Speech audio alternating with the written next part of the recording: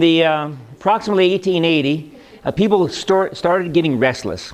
You know, transportation was horse and buggy, horse and two buggies, 6 horses on a buggy, a buckboard, horses and buggies.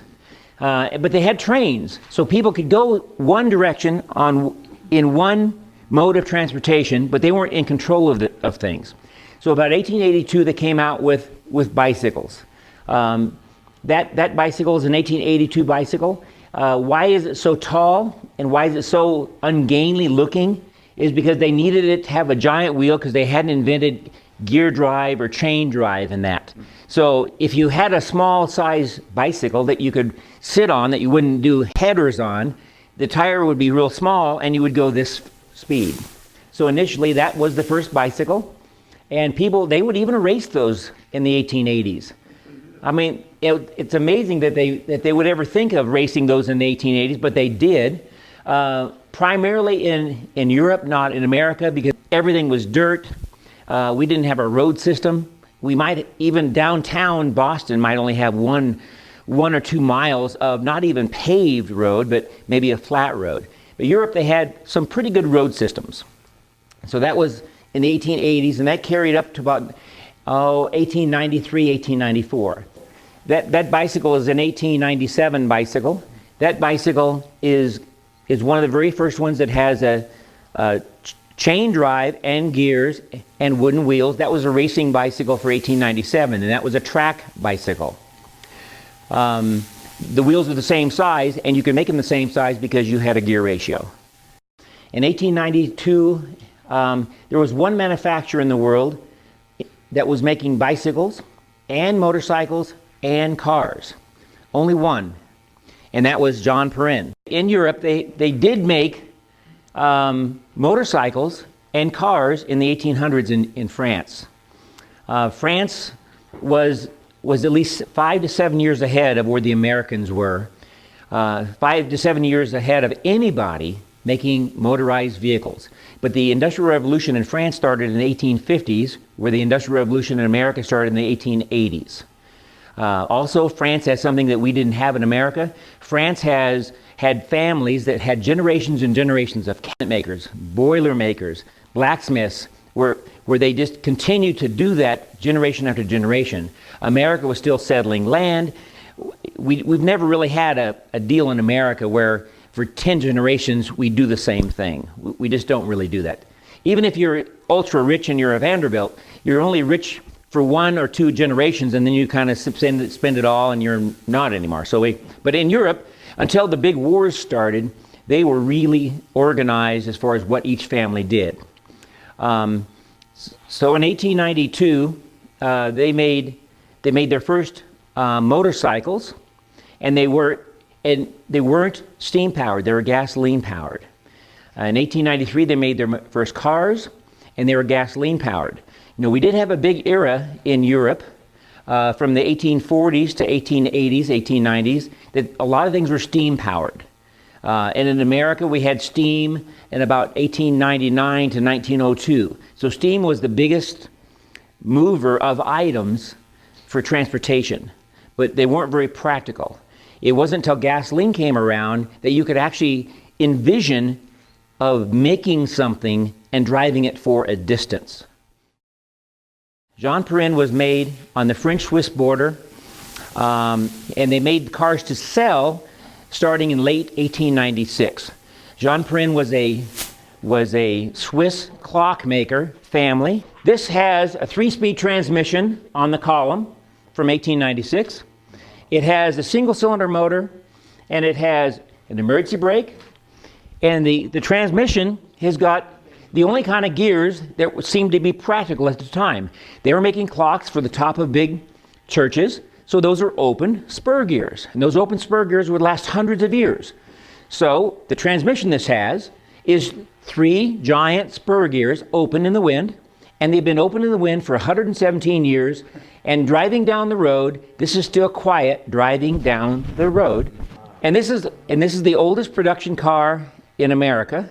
And there's only one other one of these, and it's in a Swiss museum, and they call it the oldest production car in the world. Well, last year we drove it about 850 miles. And why is it face-to-face? Is because the buggies, the fancy buggies of the day, were face-to-face. So it's a buggy. And this is a Visa Dos also. So this seat switches around. So on Monday, Wednesday, and Friday, you can drive it. On Tuesday and Thursday, you can pull it with your horse. You can, it's a hybrid, like a Prius.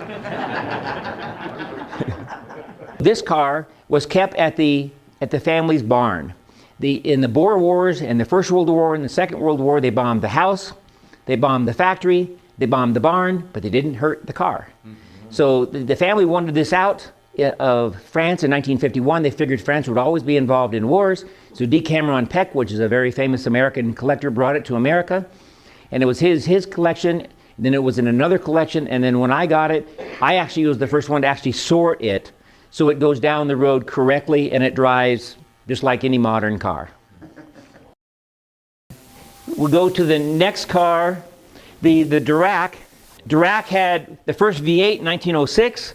A Darracq, this is an absolute Corvette for 1906. It's a two-cylinder car, just like the Mitchell is, but this will go 35 to 45 miles an hour, has wooden wheels, but does not have a wooden body. This is the frame from here to here. So it's a very, very strong car. There's only a few of these in the world. We had to go to Tasmania to get this.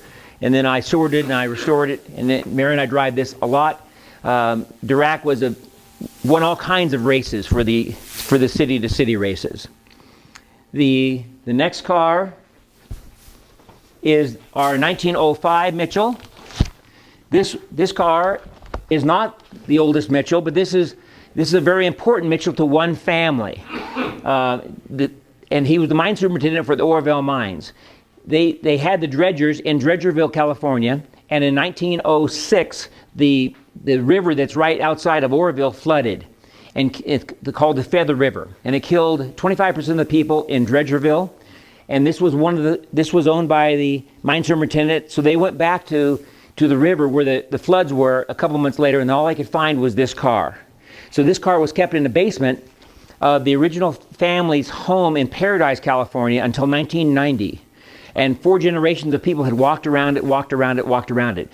The women in the family said it's never repairable, and the men said, yeah, we can fix it, but they never did. So I got it from them with a promise that I would get it done, and I'd take it back to them and give them a ride in it.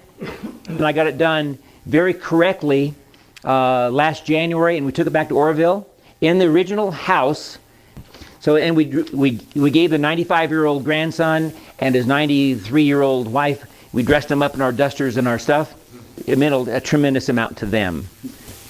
The next vehicle is the Renault. This is a Renault Grand Prix car. The city-to-city races, like Paris to Madrid, all the cross-country races that were so exciting was pretty much going to be the death of the automobile. So then Le Mans, France, they decided to make a closed course. And then maybe by having a closed course, they wouldn't kill very many people. So they did in Le Mans, and so Le Mans invited each manufacturer to make some giant cars, some fancy cars. So Renault, Fiat, Mercedes, no American cars, raced that race. Actually, Renault won the race, and they won with the same model car.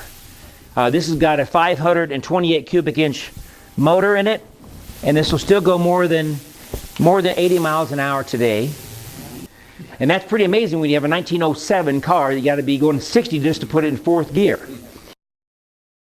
The Stevens Duryea was built for the Veeder family. Veeders made the Veeder Roots blowers. And that was a very luxurious car. That was America's first 6-cylinder car.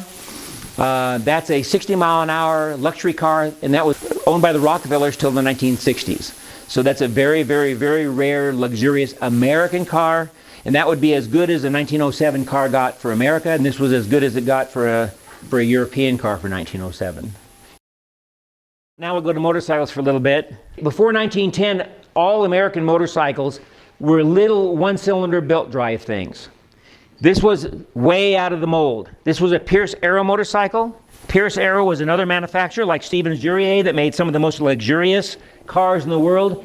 Piercy Pierce decided he would, with his family's fortune, make a few motorcycles. So this motorcycle is a 4-cylinder shaft drive, 2-speed motorcycle with a gas tank in the frame and oil tank in the frame. One of the fanciest motorcycles in the world. It was the most expensive in the world until about 1920.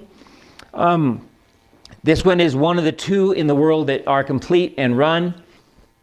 The Smithsonian borrowed it a year and a half ago for a 6-month art exhibit. This motorcycle, on the other hand, is a 1914 Excelsior motorcycle. And I'm going to switch to a bicycle real quick, then I'll kind of come right back to this. So in 1913, they made this bicycle up here. Okay, so that is a normal bicycle for 1913. It has a chain drive. It has a double supported frame. And just look at that bicycle. Now look at this motorcycle. This motorcycle is the same as that bicycle. There's no difference. Well, maybe this difference. Goes 100 miles an hour. The only limitation this really has, it has no transmission. You pedal start it, and after you pedal start it, it idles at 30, and it doesn't have brakes. The 1915 Harley is something I haven't really ridden much yet. It's the earliest model of Harley that has a V-twin and a 3-speed transmission, and it sounds like a normal Harley Davidson. The next bike, they're offering a race around the world, and the race around the world was going to pay $1 million. So I prepared the 1919 Harley, and I have 5 motors for it from 1917 to 1990, and I have 4 transmissions for it. And I was preparing to put the motor and a transmission in the sidecar with Mary in it, and we're going to ship our extra motors and transmissions around. So we were really prepared, and then they decided, they wouldn't get out of the race. So we that's one of the few things we got really ready for, and it didn't happen.